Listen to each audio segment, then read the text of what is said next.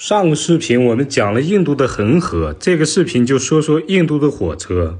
在印度坐火车不仅考验你的勇气，而且还考验你的智力。就说买票这么个事儿，有3种票供你选择，一种是站票，价格比较便宜；另一种是坐票，价格还算合理；还有一种叫挂票，这种票不用花钱，完全看你的实力，想挂就挂，想下就下。像我这样拥有26万快手老铁的国际网红，毫不犹豫选择买了坐票，属实有点飘了。但在我上车之后，感觉情况有点不好，整个车厢散发着浓烈的咖喱味道。拢共20多步的过道，我走了6个多小时，哗哗流汗，就连旁边的赤桥大仙都看不下去了，冲我来了句：“挺住老弟！”完了，这回栽阿三手里了。到下车之前我都没找到我的座位。总算下来了，眼前看到的就是传说中的拔火车。这种活主要讲究的就是一个拔字，在火车停靠后先稳住别了，必须要等火车开动后往上拔，而且动作要快，姿势要帅，一气呵成。下车的时候呢，也要注意保持身段，精髓要牢记俩字儿：出溜。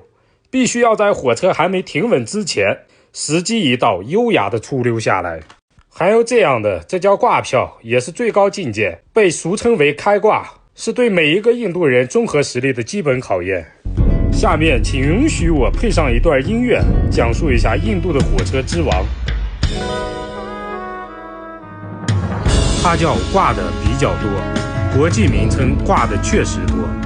印度旗下经典中的经典，被誉为顶级超载之王，是世界上最出色的火车。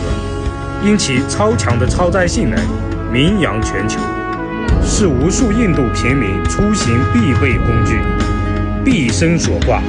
它霸气的外观用语言无法诠释，它强大的气场恢宏壮阔，处处彰显印度人的魄力和风范。它出色的体质在火车界里纵横驰骋，山是山，河是河，火车还得挂得多。